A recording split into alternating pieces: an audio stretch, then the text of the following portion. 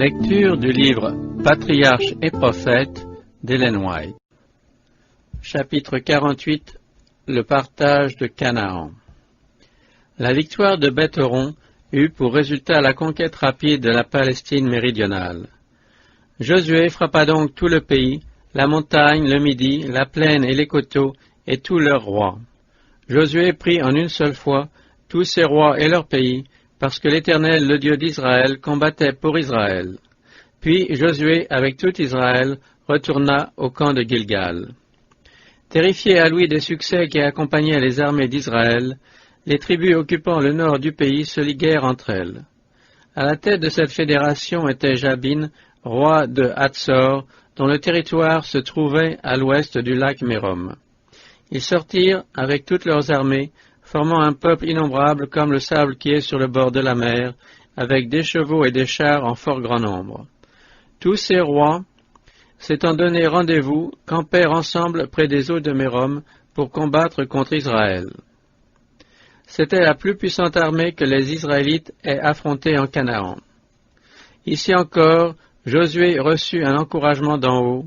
« Ne les crains point, car demain à cette heure-ci, je les livrerai tous blessés à mort devant Israël. » Tombant à l'improviste sur le camp des alliés, près du lac Mérom, Josué le mit en déroute. L'Éternel les livra entre les mains d'Israël, ils les battirent et les poursuivirent, au point de n'en laisser échapper aucun. Mais Dieu ne voulut pas que les chars et les chevaux, qui avaient fait l'orgueil des Cananéens, restassent entre les mains des Israélites, qui auraient pu mettre en eux leur confiance et oublier leur vrai chef. Il ordonna de brûler les chars et de couper les jarrets des chevaux, afin de les rendre impropres à la guerre. L'une après l'autre, les villes capitulèrent, et Hatzor, la citadelle de la fédération, fut livrée aux flammes. La guerre continua plusieurs années, mais à la fin des hostilités, Josué était maître de Canaan. Alors le pays fut tranquille et sans guerre. Bien que subjugués, les Cananéens n'étaient cependant pas entièrement dépossédés. À l'ouest, le long de la mer, les Philistins occupaient encore une plaine fertile, et au nord de ceux-ci également, au bord de la mer, vivaient les Sidoniens, maîtres du Liban. Le sud, sur la frontière de l'Égypte, était de même encore aux mains des ennemis d'Israël. Mais Josué ne devait pas continuer la guerre. Avant d'abandonner le commandement, il avait une autre tâche à accomplir. Il fallait que tout le pays, conquis ou à conquérir, fût partagé entre les tribus. Cela fait, chaque tribu resterait chargée de soumettre sa terre respective. Les Israélites avaient la promesse que, s'ils étaient fidèles, Dieu chasserait leurs ennemis devant eux. En outre, s'ils restaient attachés à son alliance, ils étendraient leur possession plus loin encore. L'emplacement de chaque tribu fut déterminé par le sort, la distribution du pays confiée à Josué, à Éléazar le grand prêtre et aux chefs des tribus. Moïse avait lui-même fixé les limites du territoire à partager et désigné le chef de chaque tribu responsable de la répartition. La tribu de Lévi, consacrée au service du sanctuaire et non comprise dans la répartition, recevait en héritage 48 villes choisies dans les différentes parties du pays. Avant qu'on eût commencé le partage, Caleb se rendit auprès de Josué, accompagné des chefs des tribus. Il était, après le fils de Nun, l'homme le plus âgé d'Israël. Il lui rappela la promesse qui lui avait été faite en récompense de sa fidélité, lorsque, avec Josué, il avait été le seul des 12 espions à faire du pays un rapport favorable et à encourager le peuple à en prendre possession au nom de l'Éternel. Cette promesse était celle-ci. La terre que ton pied a foulée sera à jamais un héritage pour toi et pour tes enfants, parce que tu as suivi fidèlement l'Éternel. Caleb réclamait pour lui la terre d'Hébron, qui avait été pendant de nombreuses années la demeure d'Abraham, d'Isaac et de Jacob. C'est là que se trouvait la caverne de Macpéla, où ils étaient enterrés. Hébron était alors le siège des Anakim si redoutés, dont l'aspect avait terrifié les espions, et par ceci anéanti le courage de tout Israël. Tel était le site que Caleb, confiant en la puissance divine, préférait à tout autre héritage. Il ajoutait « Et voici maintenant, l'Éternel m'a conservé la vie, comme il l'avait dit. Il y a 45 ans que l'Éternel adressa cette parole à Moïse. Me voici âgé, aujourd'hui de 85 ans. Je suis encore maintenant aussi vigoureux que le jour où Moïse m'envoya. J'ai autant de force que j'en avais alors, soit pour la guerre, soit pour aller et venir. Ainsi donc, accorde-moi cette montagne dont l'Éternel a parlé en ce jour-là. Car tu as appris alors qu'il s'y trouve des Anakim et qu'il y a de grandes villes fortes. Peut-être l'Éternel sera-t-il avec moi et les déposséderai-je, ainsi que l'Éternel l'a dit. Caleb représentait la tribu de Juda pour le partage du pays. Il avait jugé à propos de s'associer les principaux de cette tribu afin d'éviter tout soupçon de s'être servi de son autorité dans des vues intéressées. Cette requête, appuyée par ses associés, lui fut immédiatement accordée. On ne pouvait confier en des mains plus sûres la conquête de la citadelle des géants. Alors Josué le bénit et donna Hébron en héritage à Caleb, fils de Jephuné, parce qu'il avait fidèlement servi l'Éternel, le Dieu d'Israël. La foi de Caleb ne varia pas depuis l'époque où il contredit le témoignage incrédule des espions. Il crut à la promesse que Dieu avait faite à son peuple de le mettre en possession du pays de Canaan, et il en suivit pas à pas l'accomplissement. Avec son peuple, il endura les longs voyages, il participa aux déceptions et aux peines des coupables, il partagea les privations, les périls et les fléaux, comme aussi les années de guerre qui suivirent. Mais, loin de se plaindre, il glorifia la miséricorde de Dieu qui lui avait conservé la vie, alors que ses frères avaient péri dans le désert. Âgé de plus de 80 ans, il n'avait rien perdu de sa vigueur. Aussi, loin de réclamer pour lui un pays déjà conquis, il demanda le territoire que les espions avaient jugé imprenable entre tous. Avec le secours de Dieu, il se proposait d'arracher cette forteresse aux géants même dont la puissance avait terrorisé Israël. Mais ce n'était pas le désir des honneurs ou d'un avancement personnel qui motivait sa requête. Ce vaillant guerrier, blanchi sous les armes, voulait donner à Israël un exemple qui fût tout à l'honneur de Dieu et qui servit à encourager les tribus à achever une tâche qu'elles avaient jugée impossible, la conquête du pays de Canaan. Après avoir reçu pour héritage le site où il avait placé son cœur durant 40 années, Caleb, avec le secours de Dieu, déposséda d'Hébron les 3 fils d'Anak. Pourvu d'un patrimoine pour lui et sa famille, il ne ralentit pas son zèle. Il continua la conquête au profit de la nation et à la gloire de Dieu. Les 2 espions fidèles mangèrent des raisins d'Escol, alors que les 10 qui avaient été lâches et rebelles périrent dans le désert. Chacun reçut selon sa foi. Les incrédules, en ce qui les concernait, virent leurs craintes s'accomplir. Malgré les promesses de Dieu, ils déclarèrent impossible la conquête de Canaan et n'y entrèrent pas. Ceux, en revanche, qui s'étaient confiés en leur libérateur plutôt que de regarder aux difficultés du chemin, avaient pris possession de la terre promise. C'est par la foi qu'ils avaient conquis des royaumes, échappé aux tranchants de l'épée, triomphé de la maladie, montré leur vaillance à la guerre, mis en fuite des armées ennemies. La victoire par laquelle le monde a été vaincu, c'est notre foi. Une autre requête présentée à Josué relative à la répartition du territoire manifestait un esprit bien différent de celui de Caleb. Elle émanait de la tribu d'Éphraïm et de la demi-tribu de Manassé. Les descendants de Joseph, étant donné leur nombreuse population, demandaient une double portion de territoire. Celui qui leur avait été assigné était le plus riche du pays et renfermait la vallée de Saron. Mais un bon nombre des principales villes de cette vallée étaient encore aux mains des Cananéens. Or, Éphraïm et Manassé, qui reculaient devant les fatigues et les périls d'une conquête, demandaient un deuxième lot dans le territoire déjà conquis. La tribu d'Éphraïm, à laquelle appartenait Josué, étant une des plus nombreuses en Israël, se considérait comme ayant droit à des faveurs. Les enfants de Joseph dirent donc à Josué, « Pourquoi nous as-tu donné en héritage un seul lot, une seule part, à nous qui formons une population nombreuse ?» Ils ne purent obtenir de l'incorruptible Josué qu'il s'écarta de la stricte justice.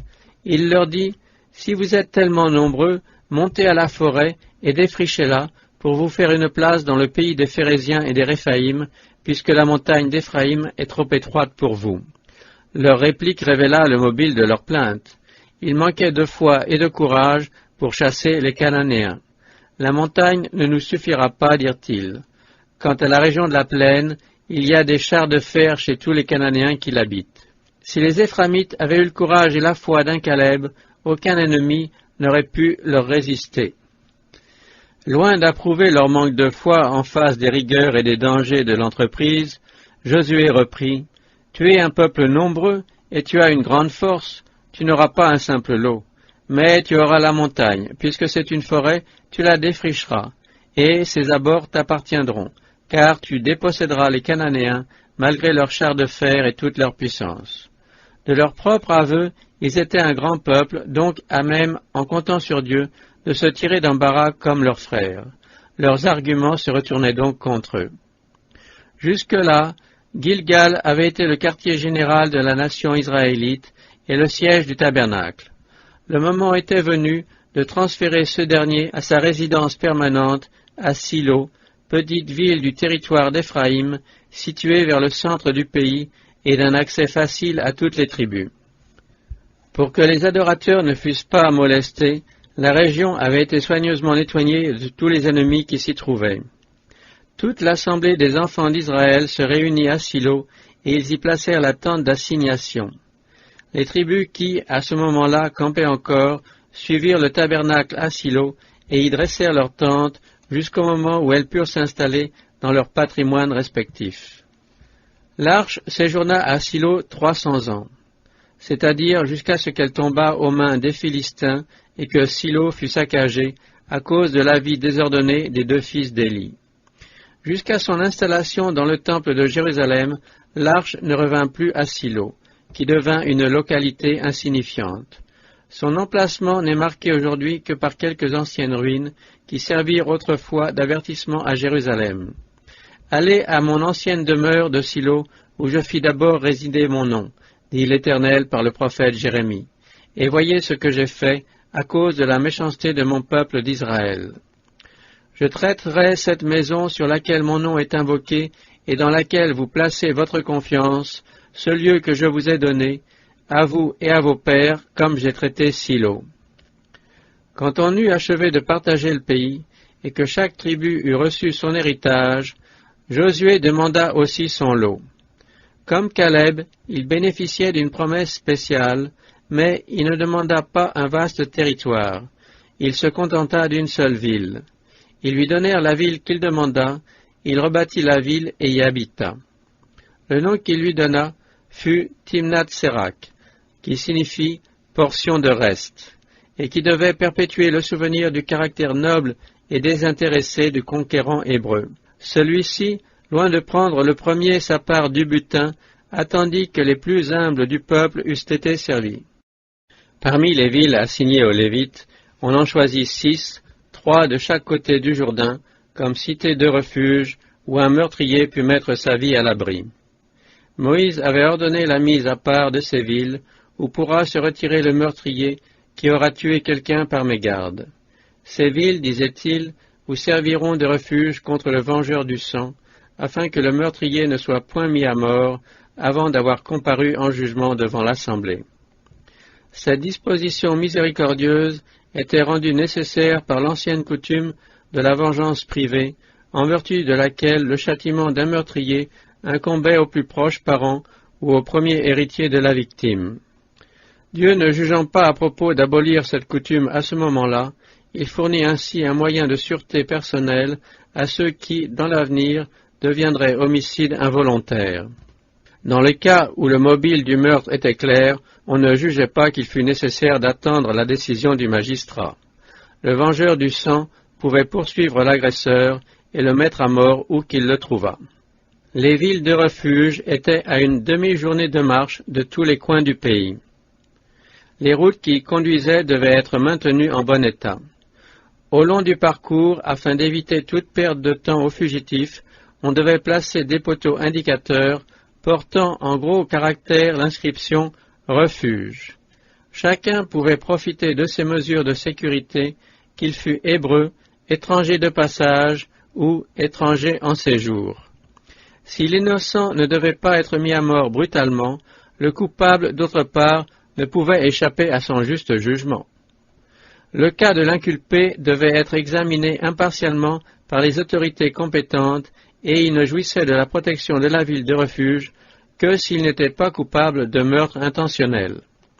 Coupable, il fallait le livrer au vengeur du sang. Celui qui avait droit à la protection n'en jouissait qu'à condition de demeurer dans la ville de refuge. S'il s'aventurait au-delà des limites fixées et que le vengeur du sang le trouvât, il devait payer de sa vie cette infraction à l'ordre du Seigneur. Enfin, à la mort du grand prêtre, tous ceux qui avaient demandé la sécurité d'une ville de refuge pouvaient retourner chez eux. Dans une inculpation de meurtre, il ne fallait pas condamner un accusé sur le témoignage d'un seul témoin, alors même que les preuves circonstancielles étaient contre lui. Le statut divin disait « On fera périr le meurtrier sur la déposition de témoins, mais un seul témoin ne suffira pas pour faire condamner à mort un autre homme. » C'était le Fils de Dieu qui avait transmis ces dispositions à Israël par Moïse. Quand il fut personnellement sur la terre et qu'il instruisit ses disciples sur la manière d'agir envers les accusés, il leur réitéra cette recommandation. Les opinions et manières de voir d'un seul homme ne suffisent pas pour trancher une matière controversée.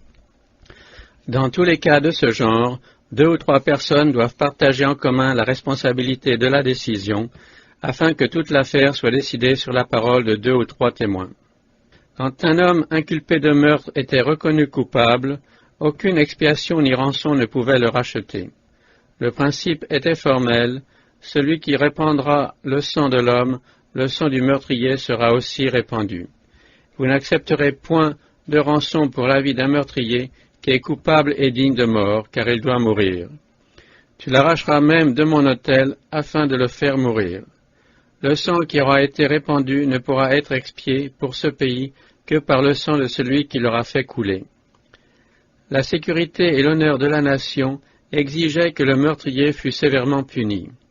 La vie humaine que Dieu seul peut donner devait être considérée comme sacrée. Les villes de refuge instituées pour l'ancien peuple de Dieu étaient un symbole du refuge qui nous est offert en Jésus-Christ. Par l'effusion de son propre sang, le Sauveur qui avait donné à Israël des villes de refuge contre le danger d'une mort temporaire, a procuré aux transgresseurs de la loi de Dieu une sûre retraite contre la seconde mort. Aucune puissance ne saurait lui ravir celui qui lui demande l'expiation de ses fautes. Il n'y a maintenant aucune condamnation pour ceux qui sont en Jésus-Christ. Qui condamnera?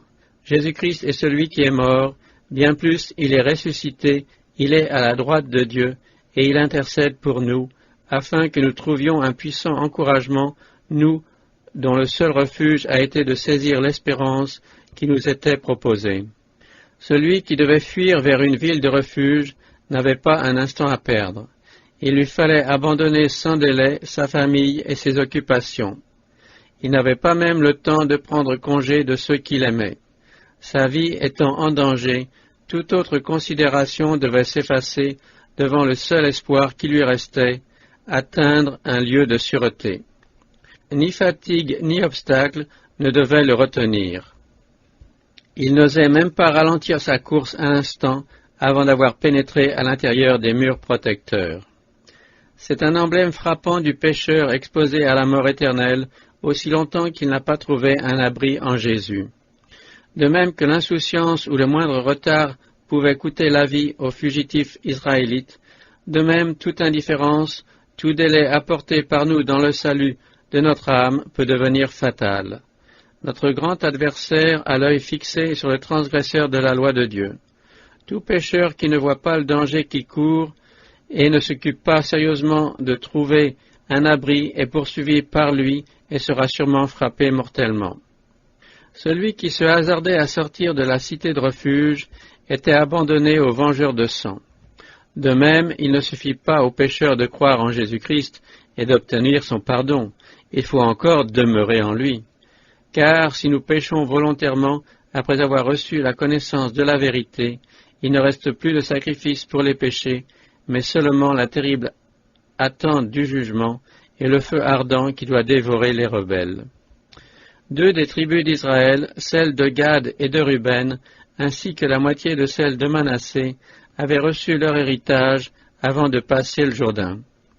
Pour ce peuple de bergers, les larges plateaux et les riches forêts de Galaad et de Bassan, ainsi que leurs vastes pâturages, avaient plus d'intérêt que le pays de Canaan proprement dit. Mais elles s'étaient engagées à fournir à leurs frères un certain nombre d'hommes armés jusqu'à la fin de la conquête. À cet effet, lors de l'entrée en Canaan, un contingent de 40 000 hommes équipés pour la guerre avait passé en armes devant le peuple pour combattre dans les plaines de Jéricho. Ces soldats ne rentrèrent dans leur foyer qu'après avoir vaillamment combattu avec leurs frères pendant des années.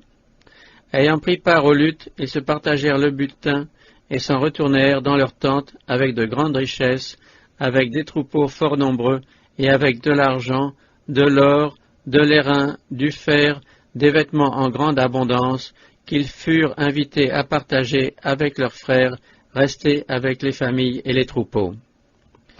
Leur installation dans une région éloignée du sanctuaire ne laissa pas de causer une vive anxiété à Josué, qui savait combien ils seraient tentés dans leur isolement et leur vie nomade d'adopter les coutumes des tribus païennes entourant leurs frontières. Son esprit et celui de quelques autres chefs étaient encore en proie à ces sombres pressentiments lorsqu'une étrange nouvelle leur parvint. Sur les bords du Jourdain, près de l'endroit où avait eu lieu le passage miraculeux, les 2 tribus ennemies avaient dressé un grand autel tout semblable à l'autel des sacrifices de Silo. Or, il était sévèrement interdit par la loi de Dieu d'instituer un autre culte que celui du sanctuaire. Si tel eût été l'objet de cet autel, il aurait éloigné le peuple de la vraie foi. Dans la chaleur de leur émotion et de leur indignation, les représentants du peuple, assemblés à Silo, proposèrent que ces mécréants fussent immédiatement passés par les armes. Grâce à l'intervention d'esprits plus pondérés, on décida de leur envoyer une députation chargée de demander aux 2 tribus ennemies une explication de leur conduite. À cet effet, on choisit 10 chefs, un par tribu, ayant à leur tête Phinéas, le prêtre qui s'était distingué dans l'affaire de Péor. Persuadés que leur frère était coupable, les ambassadeurs leur adressèrent une sévère remontrance. Ils les accusèrent de s'être rebellés contre Dieu et les invitèrent à se souvenir comment il avait châtié Israël à Baal-Péor. Au nom de tout Israël, Phinéas offrit généreusement aux enfants de Gad et de Ruben, au cas où il leur paraîtrait dur d'habiter un pays privé de l'autel des holocaustes, de partager avec leurs frères les territoires de l'autre côté du fleuve, où ils pourraient jouir les mêmes privilèges. Les 2 tribus ennemies avaient commis une erreur en se permettant, sans explication préalable, un acte prêtant à de graves soupçons, et sur les motifs duquel on s'était complètement mépris. Mais les accusés expliquèrent que leur autel n'était pas érigé pour y offrir des sacrifices. Séparés de leurs frères par le Jourdain, ils voulaient simplement manifester qu'ils n'avaient pas d'autre culte et qu'ils professaient la même foi qu'eux. Ils craignaient aussi de se voir à l'avenir, eux et leurs enfants, exclus du tabernacle sous le prétexte qu'ils ne faisaient point partie d'Israël. Cet autel, construit sur le modèle de celui de l'Éternel à Silo, avait donc uniquement pour but de prouver que ceux qui l'avaient érigé étaient eux aussi adorateurs du Dieu vivant. Pleins de joie, les députés de Canaan acceptèrent cette explication et ils s'en allèrent immédiatement porter cette bonne nouvelle à ceux qui les avaient envoyés, et chez qui tout sentiment belliqueux fit place à des actions de grâce et à des réjouissances. Pour prévenir tout genre de tentation et tout futur malentendu, les enfants de Gad et de Ruben placèrent sur leur autel cette inscription qui en indiquait l'usage et le but. Cet autel est témoin entre nous que l'Éternel seul est Dieu. Combien de querelles naissent de simples malentendus, même entre personnes animées des meilleures intentions? Et quelles conséquences graves et même fatales elles engendreraient si l'on perdait de vue la courtoisie et la bienveillance. Les 10 tribus, qui se rappelaient leur manque de vigilance et de promptitude à propos d'Acan, avaient voulu agir cette fois avec plus d'énergie et de rapidité. Malheureusement, en voulant éviter une erreur, elles étaient tombées dans l'erreur opposée. Au lieu de se livrer d'abord à une enquête courtoise, leurs délégués avaient abordé leurs frères avec des paroles de censure et de condamnation. Si les gens de Gad et de Ruben avaient rétorqué dans le même esprit, la guerre eût éclaté. Il est donc tout aussi important de se garder d'impétueuses réprimandes et de soupçons sans fondement que d'éviter une lâche indolence lorsqu'il s'agit de réprimer le mal. Beaucoup de gens très sensibles aux avertissements qui leur sont adressés se permettent une sévérité excessive envers ceux qu'ils supposent être dans l'erreur. On ne ramène jamais personne dans la bonne voie par des reproches. Cette méthode a au contraire poussé bien des âmes plus loin dans leur égarement. Ce n'est que dans un esprit de bonté, d'affabilité et de miséricorde que l'on peut sauver celui qui s'égare et couvrir ainsi une multitude de péchés. La sagesse dont firent preuve les Rubénites et leurs frères est digne d'être imitée. Méconnus et durement pris à partie alors qu'ils s'efforçaient de servir la bonne cause, ils ne manifestèrent aucune trace de ressentiment. Avant de chercher à se disculper, ils écoutèrent les accusations de leurs frères avec autant de patience que de courtoisie. Puis, expliquant en détail leurs motifs, ils mirent leur innocence en plein jour. Grâce à eux fut réglé à l'amiable un incident qui eût pu avoir les plus graves conséquences. Ceux qui ont le droit, pour eux, peuvent rester calmes et impassibles devant les accusations injustes. Les choses sur lesquelles les hommes se méprennent à notre sujet, étant connues de Dieu, nous pouvons lui remettre avec confiance le soin de ce qui nous concerne. Tout aussi sûrement qu'il dévoila le péché d'Acan, le Seigneur défendra la cause de ceux qui s'attendent à lui. Ceux qui ont l'esprit du Sauveur posséderont cet amour qui est patient et plein de bonté. Dieu désire voir régner au sein de son peuple l'union et l'amour fraternel.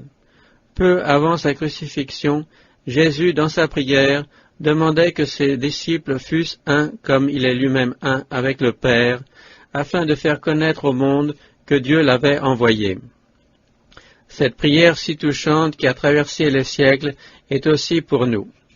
Jésus ajoute en effet, « Ce n'est pas seulement pour eux que je prie, mais aussi pour ceux qui croiront en moi par leurs paroles. » Sans sacrifier jamais un seul principe de la vérité, nous devons tendre avec constance vers cette unité qui prouve que nous sommes disciples du Maître. C'est à l'amour que vous aurez les uns pour les autres, dit encore Jésus, que tous connaîtront que vous êtes mes disciples.